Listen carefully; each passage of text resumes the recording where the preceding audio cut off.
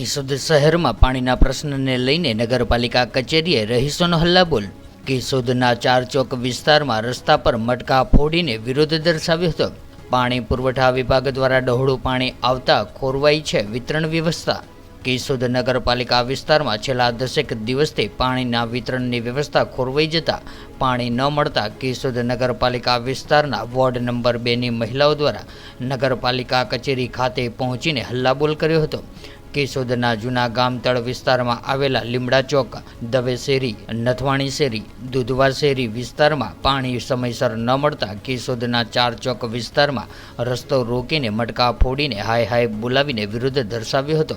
કેશોદ નગરપાલિકા દ્વારા મહીપરિયેજ યોજના હેઠળ પાણી પુરવઠા બોર્ડ પાસેથી વેચાતું પાણી લઈને વિતરણ કરવામાં આવે છે, ત્યારે તાજેતરમાં જ દૂષિત પાણી આવતું હોય અને રોગચાળો ફેલાવાની દહેશતને લઈને પાણી લેવાનું બંધ કરવામાં આવતા વિતરણ વ્યવસ્થા ખોરવાઈ જતા શહેરમાં વિરોધ ઉઠાવ્યો હતો। કેશોદ નગરપાલિકા દ્વારા વહેલાસર વિતરણ વ્યવસ્થા પુનઃસ્થાપિત કરવાની ખાતરી આપી હતી, ત્યારે કેશોદ નગરપાલિકા હસ્તકની સાબડી વોટર વર્કર્સ યોજના હેઠળ પાણી લેવાનું બંધ કરવામાં આવેલ છે, જે પુનઃ ચાલુ કરવામાં આવે તો પાણીનું વેચાણ ન લેવું પડે અને સહેલાઈથી વિતરણ કરી શકાય તેમ છે। ત્યારે આમ છતાં પણ વારંવાર રજૂઆતો કરવા છતાં નગરપાલિકા દ્વારા સાબડી વોટર વર્કર્સ યોજના શરૂ કરવામાં આવતી નથી અને ચોમાસામાં પાણીની સમસ્યા સર્જાય છે, ત્યારે ગરીબ અને મધ્યમ વર્ગના લોકો હેરાન પરેશાન થઈ રહ્યા છે અને નગરપાલિકાના ચૂંટાયેલા સદસ્યોને રજૂઆત કરવા છતાં પણ કોઈ પણ વૈકલ્પિક વ્યવસ્થા કરવામાં આવતી નથી।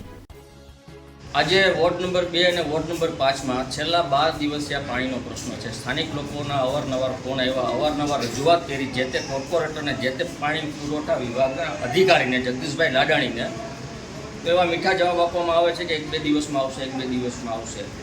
તો સ્થાનિકોનો પ્રશ્ન એવો છે કે ભાઈ તમે ચૂંટાયેલા સભ્યો છો તો તમારા ઘરે 12 દિવસથી પાણી નથી આવતું।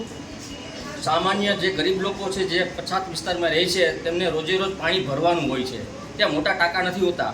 આ નગરપાલિકાની બેદરકારી એટલી છે કે સામાન્ય લોકોને એકાત્રા પાણી દેવું જોઈએ। પાણીના કાયદા પણ હોય છે, કાયદા અનુસાર કોઈ નગરપાલિકા, કેશોદ નગરપાલિકા ખાસ કામ કરતી નથી।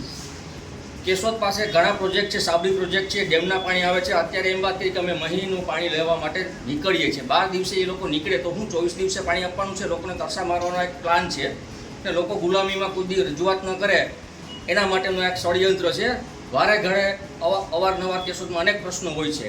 અત્યારે તમે ઓફિસે આવ્યા છો અને સમય થઈ ગયો છે, કર્મચારીઓ હાજર છે કે કેમ? સમય અનુસાર દરેક કર્મચારી હોતા નથી, હોય તો કામ બાને ગયા હોય છે। હવે જ મેં એક ભાઈ હતા તો કે હું કંઈ જવાબ ના આપી શકું એવા જવાબ મળે છે, તો અમારે હું આ ઘરેથી બધું પડતું મૂકીને રજૂઆત માટે જ અમારે જિંદગી કાઢવાની છે।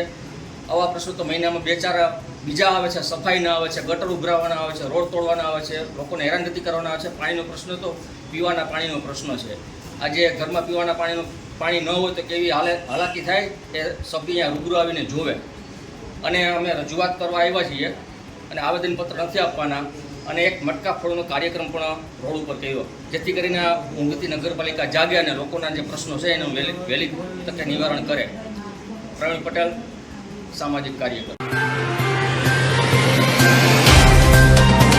तो व्हाट्सएप, ट्विटर, फेसबुक, इंस्टा जहाँ भी आपका अकाउंट है, इसे शेयर बटन के द्वारा वहाँ पर शेयर करें।